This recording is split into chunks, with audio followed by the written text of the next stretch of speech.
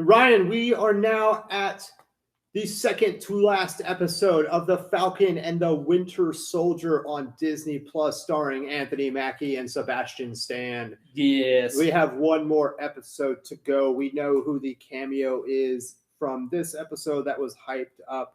I was surprised kind of by who the actress was, but very, very excited for her to be included. Where do you want to start with this entire conversation? But first, spoilers for anybody who has not seen this episode. Spoil the shit out of this. Yeah. You just tell me where we're going, and I'll. Okay, let's start with the cameo from this episode, Ryan, who was featured very, very small, like very quickly in this episode. About So this was this what's her name, Dreyfus? Yes, Julia Louis-Dreyfus. Julia Louis-Dreyfus. I was a little surprised that she was in this. That she was the cameo. Yeah. Why is does this live up to your to the hype of is she a caliber of actress that live up to the expectations they had been putting out there? Yes, the character that she's going to play really doesn't, but even that's not really true, because when they kept saying it's a Marvel Comics character, I was like, okay, it's gonna be it's probably gonna be a deep cut character that not a lot of people know about, and I was right about that. So I'm not surprised that it's a smaller character, but I think she's a great actress. She was great in Veep, which is very different than what she's going to be doing in the Marvel Cinematic Universe. Yeah. But I think she's a great actress, so I was badass. Plus, she just got over breast cancer, I think. So she's pushed through a lot just to get to this point. But I think it was interesting because she was supposed to be she was supposed to make her debut in Black Widow.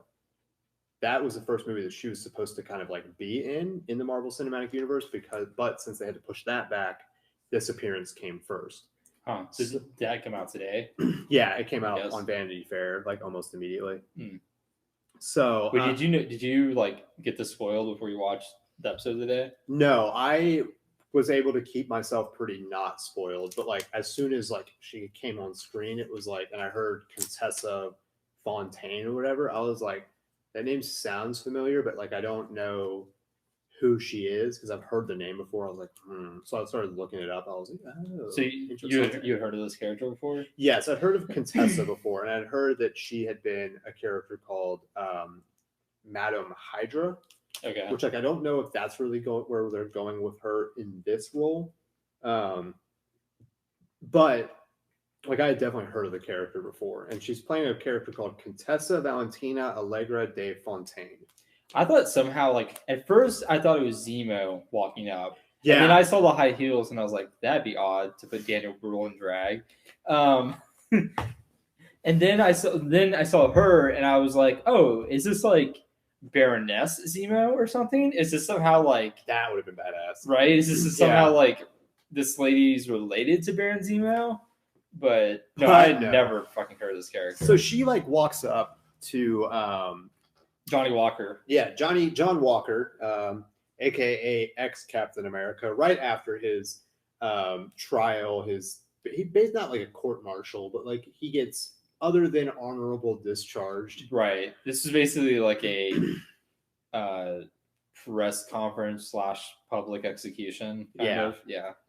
So he is going through all of this, and Julia Louis-Dreyfus's character Contessa shows up and is basically just kind of telling him we've got a place for you, we've got some work for you, I suggest you don't ever turn down one of my phone calls, here's my card, I'll be coming for you. Almost a really dark version of Nick Fury. Yeah. And then hands her a card, but there's nothing on it. Well, did you see what it was though? It was black and white, wasn't it? Yeah, one side was completely black and the other side was completely white. Yeah. So it's kind of, I thought it was cool. No, I don't know what it means exactly, but no. So it's it's very much a it wasn't just a blank card. It was completely black on one side, completely white on one side. So I think it's very interesting that they chose to kind of slide her in. There have also been comic book runs where she was impersonated by Skrulls. So like it kind of set up some of the Secret Invasion stuff. I don't know if that is what this is doing. Maybe, but I think they are kind of setting up a not like a Dark Avengers Thunderbolts type thing where like he is going to become what is called U.S. agent and he's going to be recruited to like help this team, along with Zemo, who gets taken to the raft. And yeah, so like I thought that was really cool. I really liked that. No, yeah, that was one of two things like I really liked in this episode. What was the other one? And I think I know what you're. It's the first like 10 minutes. Yeah, of the fight. We should have probably started with that, but like the cameo was super dope. Yeah, so like the start of this episode like could not have been better. Like the prologue that they have was like right after John Walker like curb stomps this dude's head with the shield, and he is found by Bucky and Sam, and they're like, dude, give us the shield, and he's like, take it from me, bitch. He's like, fuck off, and they fight. And I thought this, I like honestly from the mid-season trailer, I thought this was going to be like the somewhere in the last episode. I was surprised that like this episode kicked off with them confronting Walker and trying to take the shield from him.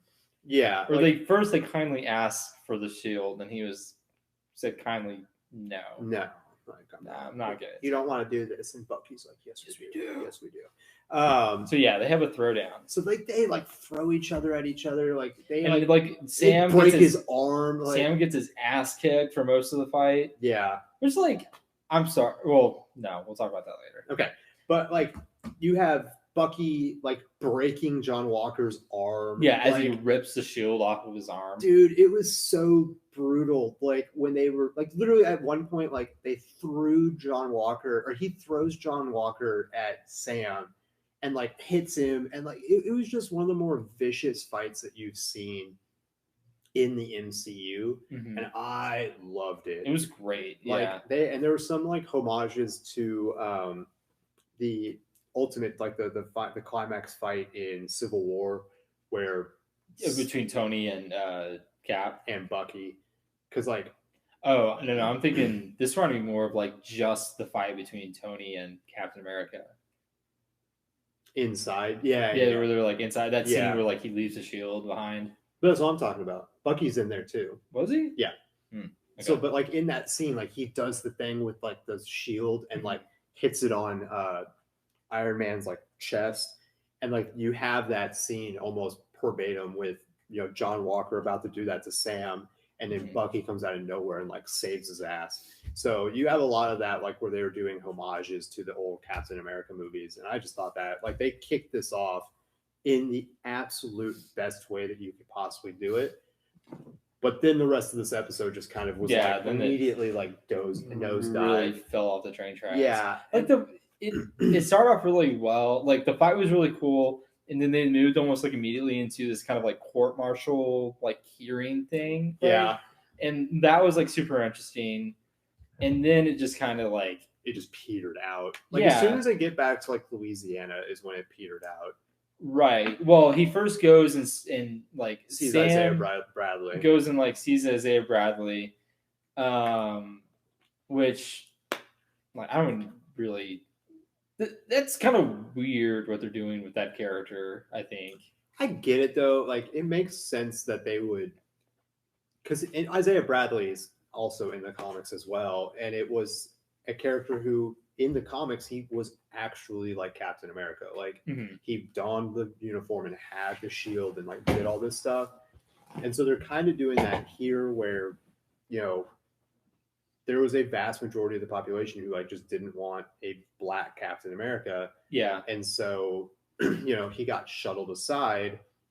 And so I think there is something to like showing that this country had like a problem with the black Captain America. And there is some segment of the fan base that doesn't want it. And like, they just like, it looks weird. And it's like, that's not really my problem though. Like my issue. But I'm saying like, that's what the storyline is trying to do. So I think it is interesting, like for Sam to, because he saw the good. He saw the Steve Rogers side of it. He always saw that great side of it. And so then he has to also see kind of what the shady side of it was as well. Because Yeah. the super soldier serum program or whatever in that storyline was not always, above board. So like it's good for him to get the full picture of what it means. Right.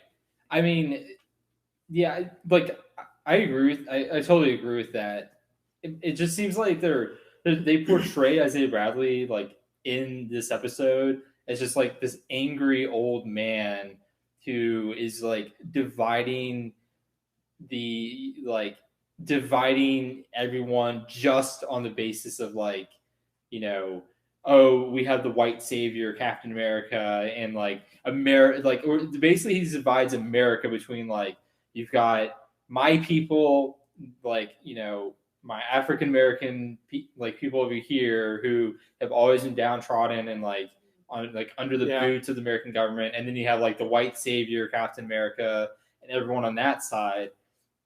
And it's like, that's if you're like doing that and portraying this character as a function of like eventually having some kind of redemption where like Sam becomes Captain America and he can like, become that symbol of America that not only is a symbol for like his community and like someone that like his community can look up to as an African American becoming Captain America, but also like bring together this divide. But the way I think that's what they're setting up with that character. Like, I hope so. I think they're just like, because I think like what is happening is like that guy Isaiah Bradley had been taken advantage of and experimented on, and so it's supposed to be like, yeah, he holds a lot of reservations and a lot of anger for that. And so what they're setting up is Sam hearing that, deciding that he wants to do better, becoming Captain America, and then showing Isaiah Bradley like what the community has really become, and changes his mind. And then Isaiah Bradley comes out and is able to tell his story. Like, I hope that's where they're going with this. I hope yeah. I mean, there's that aspect of it. The other aspect is like, it's kind of shitty to like partially retcon First Avenger, right? Like in that movie, the scientist that comes up with this like super soldier serum. Yeah, I don't remember the guy's name. Yeah. Like, but he's like got to be one of your favorite characters out of that movie because he like has this super strong connection with Steve Rogers. Yeah. Like, you see this person who has created the super soldier serum to be like a very well-meaning and well-intended person. And then at like what point did everything go south and like it didn't. He died. Well, I know, but he died in the movie. Yeah. Okay, but at what point did that program go from like very well intentioned, we like perfected the super serum, did Isaiah Bradley, did it happen before Captain America? Did it happen after? After. Well, why the fuck were they like trying to, did his story's completely baseless that they were like trying to find the right formula because they already found it with Captain America. Like, died with what's his face. Nobody knew what the formula was except for that scientist who died, who like made it for Cap, and he understood that it was only somebody who was good that could become and take that super soldier serum and not be affected. Nobody else understood that, and so like when he died, like this program probably got overtaken by like really hardcore military people who just wanted super soldiers and like didn't understand like what it really meant. And so like they started like concocting their own and put it into people that like just weren't suitable for it, like weren't ready or like weren't, couldn't handle that. And so that's what you got. Like you got Isaiah Bradley and a bunch of other people like getting it, and then he's telling the story of like all those people perished except for him. Right. And I think that's supposed to kind of tell you that Isaiah Bradley was very much like Steve Rogers. Like he was right. Yeah, like, for sure. Characteristic. And he even like, had the exact same story of going into like behind enemy lines to like rescue fellow soldiers. Yeah. Exactly like Captain America. He's being told not to, and he's like, fuck that. Like, it's a really good point. Like, he went and saved his brothers, and he's like, and it's sad really that he was like, but what good did that do? Because like they all ended up dying anyways. Like, he has a lot of emotional baggage from seeing all these people that he looked at as, his fellow soldiers who couldn't handle what that super soldier serum did to them against their will. Right. And they died because of it. And he had to watch all that kind of happen around him. And that's really, really tough. I think this is another perfect example of, instead of having all of this told to us through basic exposition, it would have done so much more for the story for them to actually show, whatever, show us the, asshole general or whoever it was that decided to, experiment with the super soldier serum on a whole bunch of African American soldiers, how all that went down, instead of having this very abridged version of the story, because it just leaves too much up to the viewer to interpret it as at their own. For me, I haven't seen First Avenger since probably a couple years after it came out. I didn't remember that the guy had died, and to me it's they're screwing up and changing what Captain America means, right? They're definitely, and I think that's on purpose almost. They're trying to kind of recontextualize what that program was, and in a way recontextualize what the program was and show how much of an anomaly Steve Rogers really was. Right. That he was able to do what he did and not be corrupted, and that almost elevates him even more. And in a way, it shows how good of a person Sam is. That he is struggling with all of this, and he's trying to figure out how to take up that mantle of Captain America, but being his own man. So it's elevating both characters simultaneously and kind of giving everything this new layer to it. So I mean, I get what you're saying, and I agree with you. I wish they had, because even in WandaVision you had flashbacks. You had flashbacks to Agatha. You could have done something with a flashback of just maybe Isaiah Bradley going behind enemy lines and saving those guys, or when he was put into jail, or when he was experimented on, all of that different stuff. You could have had, or insight into the what it was like to be in the room with the decision makers who decided that this is the type of program that they want to be running, right?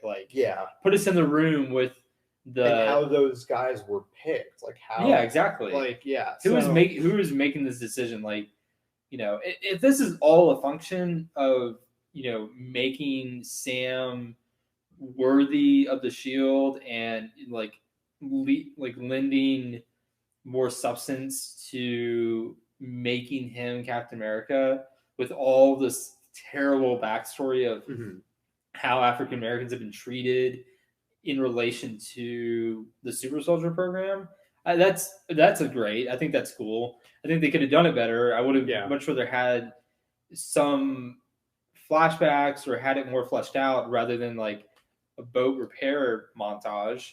But and I think the other portion of the Isaiah Bradley storyline is it's a setup for New Avengers, because that kid Elijah Bradley, his grandson, becomes a character called Patriot. So I think he gets injured or something, and they have to save him. They have to transfuse Isaiah Bradley's blood into him, which makes him a super soldier. And so then he becomes he becomes a character called Patriot and joins the New Avengers alongside Kate Bishop, and some other characters that are probably going to be introduced. So you have and Wiccan and Speed from WandaVision. So they're setting that up as well. They're planting those seeds. So I think that's where that storyline is. But they could have done so much more. Yeah, and they could have, Disney needs to be sort of careful how they go about this, because you're going to alienate. So you're just going to alienate people if you go down a storyline of it's us versus them. It's the African Americans versus, and they did this in Black Panther. They did the whole the Wakandans are against the white colonizers, right? That's been the storyline for a while. But I think and, I mean, I think it's definitely a story in a way you can portray like difficult conversations in these movies and in these shows. You just have to be really careful about like how for sure you go about doing that, because for sure. And it's one of those things. I don't remember. I know it was Stanley. I don't remember where I saw it, but it was a quote from him where like people were talking about like, well, you shouldn't include like storylines from everyday life into comic books. Like comic books are supposed to be escapist, and he was basically saying like, no, like when people are being creative and like they're writing something, inevitably like what is going on in the real world is going to influence what they're writing. Like to say you're not going to do that is to ignore like your own real life experiences or the experiences of like people around you. And so like to people who think like they shouldn't be putting these types of storylines into Falcon and the Winter Soldier, you're asinine. Like you don't understand like what really goes into like making anything fucking creative. So like, that's just insane to me. My only caveat with that would be like, make sure it at least contributes to the story. Don't for like sure, don't input it stuff in. But don't input controversial stuff or just for the sake of like. But I think in this context, it really does add something to it, and it makes it really interesting for the overall storyline. Could they have done it a little bit better? For sure. Like we're not saying, like we are not saying at all like that it shouldn't have been in there. Like it should be in there. It's just like, could it have been? It's almost like we want more. Like we're saying we want more. We want them to have dove into it even harder. I think if you're going to give us this kind of like somewhat of a connective tissue between the history of the Super Soldier program and Sam eventually becoming Captain America, just really do it. Like dive into it. Really dive into it. Because it does feel like it's kind of tacked on. And the way that like I can express that the best is by saying like, if you watch those scenes, they all look like scenes that were probably filmed in a day or two. Because they're in Isaiah Bradley's home, which like, that's like, what? Like that's a little weird. And this show has kind of a problem with the storylines were probably changed at some point. Because supposedly like there was a storyline that was going to be in this about like a disease breaking out, and that's why like there was vaccines in that like second episode, but they had to scrap that because of the pandemic and then like do some other stuff with like super soldiers, like with the people who become super soldiers, right? And so like it looks like some of these storylines have had to change because of what has happened in the real world, but yeah, they just don't give a lot of time to breathe on some other storylines, and that really kind of sucks. But this was just kind of like a middling episode. And I mean, like I would say 40 to 50% of it like I thought was really, really good. And then you just had like kind of super unnecessary filler stuff, like the boat stuff. Like it's good to kind of like get them more buddy and like to show that Bucky wants to help Sam. Like I think that's good. But like whole montages of it and like really kind of pushing that limit, you could have probably cut like, I don't know, 5 to 10 minutes and literally just have had a line of like saying like, oh hey, thanks for helping with the boat. And he's like, no problem. Like my bionic arm like really helped turn the bolts. Like something like that as they're throwing the disc around, which like I thought the disc scene was really good. The shield. That's what I meant. Sorry, the shield scene. Oh yeah. Like when they were together, like that scene was great. The whole like training montage with that was kind of ridiculous. That was really, really bad. Like especially, no amount of training he could possibly do if he had hundreds of years to like train. No possible amount of training is going to make him capable of going up against like John Walker or any other super soldier without some like technological advantage, right? Unless he has his Falcon suit, or unless he has like in that case that Bucky gives him, it's the Captain America suit that like the Wakandans made him. Okay, for sure, like 100%. Right. So like, there you go. Yeah, like that's the only way he has a fair fight with a super soldier on his own side. Like right. Well, I mean, like if he has to go up one-on-one with any, like he's trying to go 1-on-1 with John Walker. Oh yeah, he's gonna get his ass kicked every time unless he has. But now he's gonna have like this Wakandan suit, and he'll have the shield, which like I think that was all really good. Yeah, but like the training montage was just super weird. That's another thing that really pissed me off about this episode. Like, and I don't want like. I've watched a bunch of like Kevin Smith videos the past couple of days, and he says over and over like I don't want to be like negative about anything. I don't want to talk about bad about anything. So I want to like limit that because I feel like I've kind of been like the negative on this show. Yeah, about tons of shit, other stuff too. But no, like something that I don't want you to ever like not give your opinion. So. I just don't want like it to be annoying to our audience. But anyways. The fact that like halfway through the episode he drops off the box, like Bucky like gives the box to Sam. Yeah. Right. So and then it's in the background for several scenes. Yeah. And they never open it. Yeah. And then they bring it up again where at the very end of the episode he opens it. Yeah. But we never get to fucking see what's in it. Like you're gonna cock tease us with this thing for half an episode and then not even fucking show us. No, like it's a cliffhanger to get you to come back for next episode. Bud. What, they think we're not coming back? Like, I don't know, dude. So that is one thing that bugged me. Another thing was that Carly somehow made it to New York. This part, like, I legitimately at first was like, "Shut up!" Like, it's not that dumb. And the more I thought about it, I was like, "No, that's really stupid." She's like, literally like really dumb. out in Central Park, in New York, out in public, and has Batroc the Leaper show up with a case of like guns and like bombs. And like just like casually opens it in the middle of this park, right? And then the guy's like, "What? We're working with criminals now?"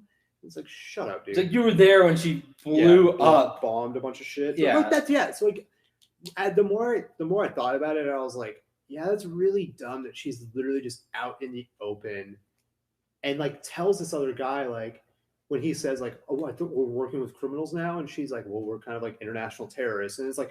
Yeah, right, and you're like, out in the middle of what is supposed to be like Central Park. Like, what are you doing? Right. Like, nobody recognizes you. Like, your name is supposed to be like all over. Well, and then she kind of sends out a text, and then it's unclear if everyone is like mind controlled or if everyone that she sent that text to is like behind their cause and has like realized like, oh, hey, like she's here. Let's go like back up her cause. Yeah. But I don't know. It doesn't like very strange. I don't think they're supposed to be mind controlled, but like the vibe that it gives off is that they are. It's very weird. Really, really weird. Yeah. They, like the way that they shot it. And so like it was just a weird way to like finish off the episode and then like to set up what is supposed to be. And it's what like Arrow and all these others would do, like with their next last episode. They would tease you with what the like big battle is going to be. Right. I mean, to be fair, again, like that's what every comic does at the end of the comic. Yeah. Right. Like they are setting up this big fight. Yeah. It's setting you up. So you go like see the next episode or go buy the next comic next week. Right. Which, so, like, and that's what, but then like they finish it with a mid-credit scene where John Walker is building his own like, shield. That was just silly, dude. That was weird. Like that's one of those things where I watched it and I was like, I'm kind of interested by that, but the more I think about it, I'm just like, I don't know. He's literally making a shield out of sheet metal and painting it. Like spray painting it, which again, he's gonna break his other arm the first time that shield comes in contact with. Well, I think like the implication is like his arm is gonna have healed like by then because of the super soldier stuff. No, what I'm saying though, like. Oh yeah, if he's holding that shield and it gets hit by the real shield, his arm's gonna break. It's gonna explode. Right. So I don't know. I don't. Yeah, it's very very odd. Like I don't know where they're going with that part of it because if you have John Walker show up in New York, is he going to be there just exclusively to fight Bucky and Sam? Or is he going to be there to like try and stop the flag smashers? I'm sure he'll get contacted by Contessa, and there'll be some motivation for him showing up. Yeah, we'll see. I'm interested. Like, but I think that's like all you can legitimately say is like, it's not. This episode wasn't necessarily bad. No, it was. It just felt like because when you heard that it was like the longest episode of the series, it was like, oh, badass. But then like you get halfway through it and you're like, let's speed this up a bit, guys. Like, like it doesn't feel like it needs to be the longest episode, right? You know, like not all 6 episodes are gonna be like great and perfect, and they're definitely like not every episode of WandaVision was like amazing. There were like serious plot holes in the last couple of episodes. WandaVision kind of petered out at the end, like But so like this has been when they lost their gimmick, it kind of like that's my point. Like it kind of got like back into that Marvel, which is again not bad, but they had done something very different. It's been kind of up and down and inconsistent, and like I think we're getting to the end point where I want to say like it's going to be a ton of action, but I don't know how this ends, and it's going to be like an hour-long episode. Like they're going to get to New York. The Flag Smashers are going to try and like kill the GRC people, and Bucky and Sam are going to have to like stop them.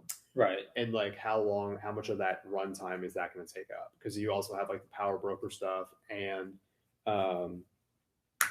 John Walker. So you do have quite a bit of stuff to tie up, but like in what order are they going to like start to really kind of tie up all this shit? I mean, a lot of it could really come together pretty quickly. So so I'm interested. I'm excited for it. Like I've enjoyed. Yeah, I mean, it's gonna be super fun. Like last episode. Yeah, so, I've enjoyed. Like, I think we've enjoyed this show. Like, yeah, it has not really lived up to what we expected it would be. But it's not what I thought it was gonna be. Like, you know, from everything like we had seen with Bucky and Sam in previous movies, like I expected this very much to be kind of like a fun, like much more of them together bantering type of thing. Exactly. And this is like a much more very serious, very like dramatic, you know, show with some like very serious storylines. Yeah. It wasn't what I was expecting, but that's not to say that it's like it hasn't been enjoyable. It hasn't been like my favorite, but it hasn't not been good. No. So. It's definitely not Thor the Dark World.